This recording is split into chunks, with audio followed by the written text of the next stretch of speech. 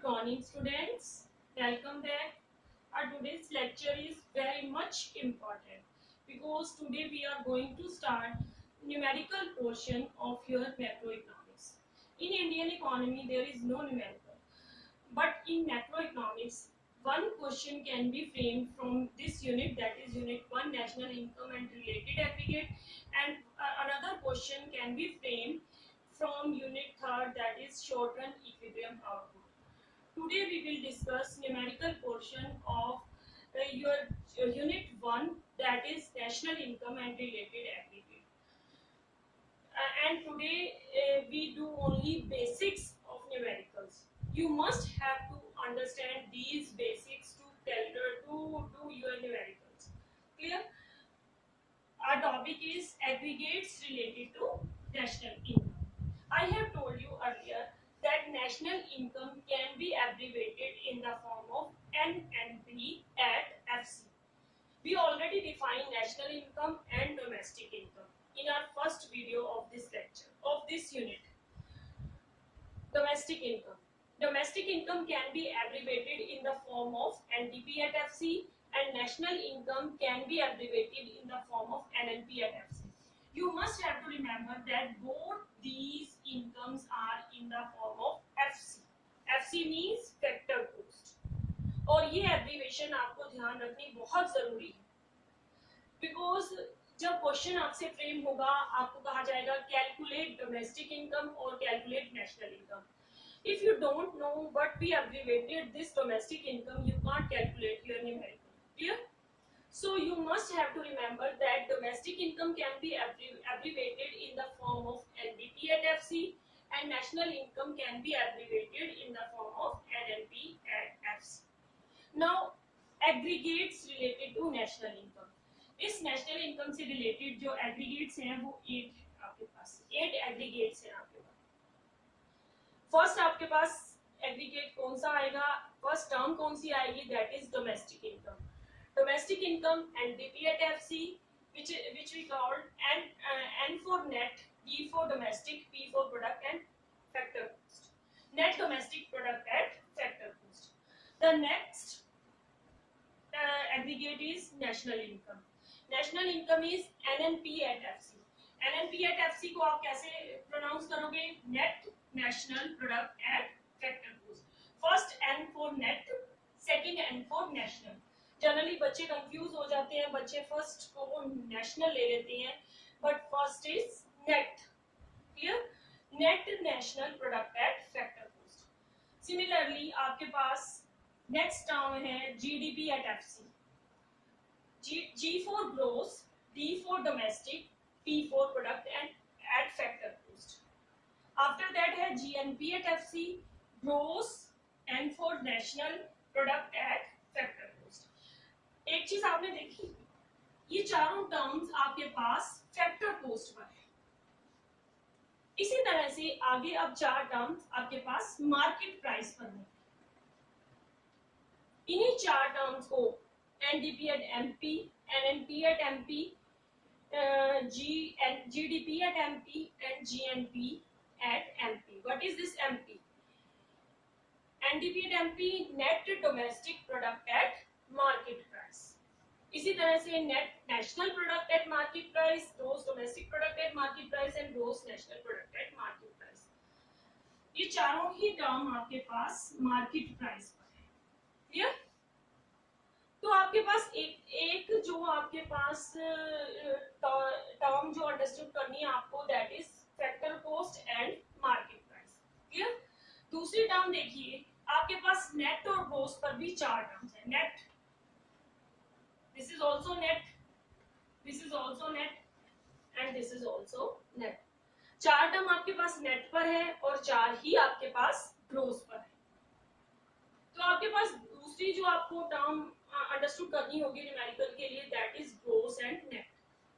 After that 4 term आपके पास domestic पर होंगी.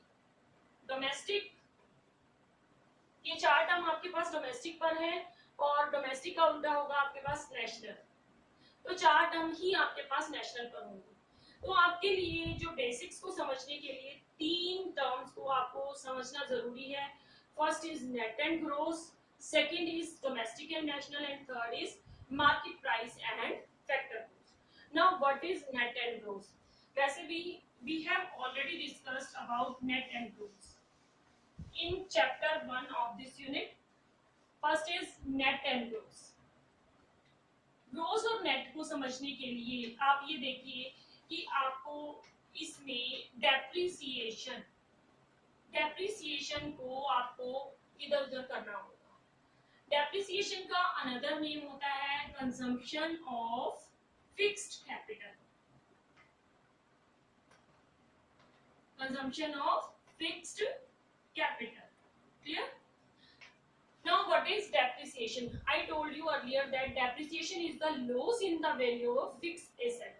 आपकी fixed asset means आपकी मशीनरी की कोई नॉर्मल वियर एंड टियर होती रहती है, उसके कारण उसकी वैल्यू डेप्रिसिएट हो जाती है, या उसमें कुछ एक्सीडेंटल डैमेजेस हो जाती हैं, उसके कारण उसकी वैल्यू जो डाउन चली जाती है, या due to change in demand. कई सारे फैक्टर्स होते हैं जिनके कारण आपकी फिक्स्ड एसेट की वैल्यू डेप्रिसिएट होती है.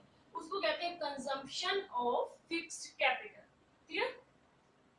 सो इस टर्म में, इस नेट और ग्रॉस के कॉन्सेप्ट में आपके पास यही टर्म यूज होगी. अब एक बात आपने और ध्यान रखनी है कि इसमें से बड़ी टर्म कौन सी है और छोटी टर्म कौन सी है. सिंपल सा लॉजिक है. Net means filtered part. Filtered part natural है, जो फिल्टर किया होगा वो रेजिडुअल पार्ट जो बचेगा वो आपके पास कम होगा. और ग्रोस है टोटल. इट मींस बड़ी टर्म कौन सी हो गई? ग्रोस. तो ग्रोस अगर आपको गिवन है और सॉरी नेट गिवन है और आपको ग्रोस बनाना है तो आप क्या करोगे? छोटी टर्म गिवन है और बड़ी टर्म आपको बनानी है. इट मींस आप क्या ऐड करोगे? डेप्रिसिएशन और consumption of fixed capital. Clear? इसी तरह से अगर आपको नेट गिवन है और आपने ग्रोस गिवन है और नेट बनाना है तो आप माइनस करोगे डेप्रिसिएशन, क्योंकि ग्रोस बड़ा है, बड़े में कुछ सब्ट्रैक्ट करोगे तभी जो छोटी टर्म आए. क्लियर? तो फर्स्ट कॉन्सेप्ट आपके पास था नेट एंड ग्रोस. सेकंड है डोमेस्टिक एंड नेशनल. अगर आपने इस चैप्टर की फर्स्ट वीडियो देखी हो जिसमें मैंने डोमेस्टिक और नेशनल को एक्सप्लेन किया है, what is domestic income, what is national income. Domestic income होती है resident as well as non resident के द्वारा एक देश की डोमेस्टिक टेरिटरी के अंदर अर्न की गई income, residents as well as non resident. और नेशनल इनकम होती है ओनली रेजिडेंट्स, चाहे वो फॉरेन कंट्री रह रहे हैं लेकिन हमारे देश के रेजिडेंट कहला रहे हैं, और हमारे देश में जो हमारे देश के रेजिडेंट्स हैं उन दोनों की इनकम का टोटल. ये कैसे निकालेंगे हम लोग? इसके लिए हम NFIA और NFYA को इधर उधर करेंगे. NFIA क्या होता है? NFIA होगा N for net, F for factor, I for income, A for abroad, from abroad. अब आप इस टर्म का मीनिंग समझिए. Net factor income from abroad. Net की बात हम बाद में करेंगे. First of all factor income. Factor income आपके पास होती है रेंट, वेजेस, इंटरेस्ट और profit. Clear? Interest and profit. और ये rent, wages, interest and profit abroad से आया. अब्रोड से आया बट इसको नेट किया गया, फिल्टर किया गया. इसमें से फिल्टर क्या चीज की गई है? इसमें से फिल्टर किया गया है to abroad, factor income to abroad. Factor income to abroad means हमारे देश में कुछ फॉरेनर्स वर्क कर रहे हैं तो उनको हमारे देश की गवर्नमेंट पे करेगी, और वो जो इनकम, क्योंकि वो यहाँ के रेजिडेंट नहीं है, वो उस कंट्री के रेजिडेंट है जिस कंट्री से वो बिलोंग कर रहे हैं, तो वो इनकम वहां काउंट होगी. सो वो इनकम टू अब्रोड होगी, वो फॉरेन कंट्री भेजी जाएगी, और हमारे देश के जो रेजिडेंट्स जो फॉरेन कंट्री में वर्क कर रहे हैं उनको वहां की गवर्नमेंट कुछ पे कर रही है तो वो हमारे देश में वो इनकम आएगी. क्लियर? तो वो होगी from abroad. It means net factor income from abroad आपके पास कैसे कैलकुलेट होगा? फैक्टर इनकम फ्रॉम अब्रोड कि हमारे देश के रेजिडेंट्स के द्वारा अब्रोड से कौन सी इनकम कैलकुलेट की गई है, सॉरी अर्न की गई है, minus factor income to abroad from minus to. Clear? एक बात आपको और ध्यान रखनी होगी, NFIA can be positive as well as negative, क्योंकि अगर फ्रॉम अब्रॉड फॉरेन कंट्री से आने वाली इनकम सपोज 1 लाख है और हम 80,000 फॉरेन कंट्री भेज रहे हैं, मींस यहाँ के जो फॉरेनर्स हैं वो जो 80,000 अर्न किया उन्होंने, तो नेचुरल है 20,000 हमारे प्लस में हो जाएगी, तो NFIA प्लस में होगा। और अगर सपोज इससे रिवर्स कर ले हम कि यहाँ के जहाँ जो फॉरेनर्स वर्क कर रहे हैं वो 1 लाख अर्न कर रहे हैं और हमारे वहाँ के जो फॉरेन कंट्री में हमारे रेजिडेंट्स हैं वो 80,000 अर्न कर रहे हैं, तो इट मींस इन दोनों का बैलेंस नेगेटिव होगा, NFIA नेगेटिव हो सकता है। इसके रिगार्डिंग एक कॉन्सेप्ट और है कि 2 अगर आ जाता है आपके पास तो उसको माइनस में रखोगे आप, ये मैं आगे आपको डिस्कस करूंगी कि NFIA अगर 2 आ जाता है, कहने का मतलब net factor income to abroad, यहाँ तो हमने लिखा है ना net factor income from abroad, from की जगह 2 आ जाता है तो वो टर्म आप माइनस में लोगे। अगर आपको प्लस में दी हुई है, मान लीजिए net factor income from to abroad 100 का है, 100 करोड़, फ्रॉम की जगह आपको 2 दिया हुआ है तो आप न्यूमेरिकल में इसे माइनस में लोगे। अगर सपोज इसको माइनस करना है तो एक माइनस साइन इसके लिए। Clear? Now our third concept is market price and factor cost. Third concept आपका है market price and factor cost. अभी हमने बात की फैक्टर कॉस्ट हमारी क्या होती है, rent, wages, interest and profit. Clear? और मार्केट प्राइस आपकी क्या होती है, ये आपकी होती है MRP। MRP कैसे डिसाइड होती है, किसी भी प्रोडक्ट की MRP आपको पता होगा लिखी होती है हर प्रोडक्ट पर कि वो कितने का मार्केट में बिकेगा। वो कैसे डिसाइड करेगा एक producer, first of all producer ने मान लो प्रोडक्शन शुरू किया तो उसको इस फैक्टर कॉस्ट को बियर करना पड़ेगा, उसको लैंड भी लेना पड़ेगा, अपना लेता है तो उसको अपॉर्चुनिटी कॉस्ट बियर करनी पड़ेगी कि वो अगर रेंट पे देता तो उससे रेंट आ रहा होता, वो रेंट उसे नहीं मिल रहा, और अगर आप रेंट पे ले रहे हो तो उसके लिए रेंट पे करोगे। लेबर मार्केट से हम हायर करते हैं तो उसके लिए वेजेस पे करेंगे, अगर हमने मान लो बैंक से लोन लिया तो उसका इंटरेस्ट पे करेंगे, या हमने कोई मशीन भी किराए पर लिया तो उसके लिए भी हम इंटरेस्ट पे करेंगे, और हम अपना प्रॉफिट एज अ एंटरप्रेन्योर हम अपना प्रॉफिट भी मार्जिन भी रखकर चलेंगे। तो ये है फैक्टर कॉस्ट। इस फैक्टर कॉस्ट को प्रोड्यूसर डिसाइड करेगा। और क्या चीज होगी मार्केट प्राइस को डिसाइड करने में, सपोज मार्केट आप प्रोडक्ट बनाने लगे, गवर्नमेंट ने उस पर टैक्स लगा दिया, टैक्स कौन सा, indirect tax. Indirect tax producer को पे करना पड़ता है, कंज्यूमर को निकलता कंज्यूमर की पॉकेट में से है, प्रोड्यूसर पे करता है, इसीलिए इसको इनडायरेक्ट टैक्स कहा जाता है।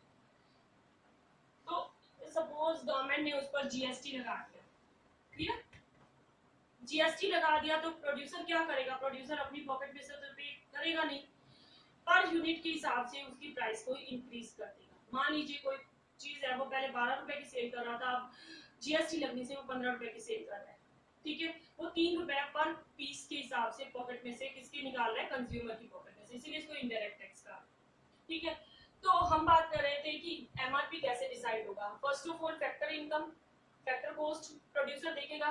सेकेंडली अगर गवर्नमेंट ने कोई टैक्स लगा दिया तो वो इसमें इनडायरेक्ट टैक्स ऐड कर देगा, ठीक है, GST ऐड कर दिया, और जो और गवर्नमेंट को ने क्योंकि वो इस देश की टेरिटरी में एम्प्लॉयमेंट भी जनरेट कर रहा है, गवर्नमेंट उसको कुछ सब्सिडी प्रोवाइड करती है, तो सब्सिडी जो है कॉस्ट को कम करती है, प्रोडक्शन की कॉस्ट को कम करती है, तो प्रोड्यूसर क्या करेगा, सब्सिडी को माइनस कर देगा, क्योंकि एक समझदार प्रोड्यूसर कभी भी प्रोडक्ट की प्राइस अनलिमिटेड इंक्रीज नहीं करेगा, क्योंकि अनलिमिटेड इंक्रीज करेगा तो जो पहले बायर्स उसको खरीद रहे थे बहुत कम बायर्स उसको खरीद पाएंगे और प्रोड्यूसर का जो स्टॉक है वो अनसोल्ड रह जाएगा। इसमें प्रोड्यूसर एक नॉमिनल प्राइस को ही रखता है उस प्रोडक्ट की, जिस पर सभी ऑलमोस्ट कंज्यूमर्स खरीद सके।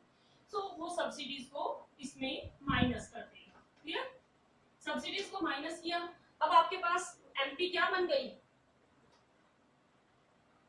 FC plus indirect tax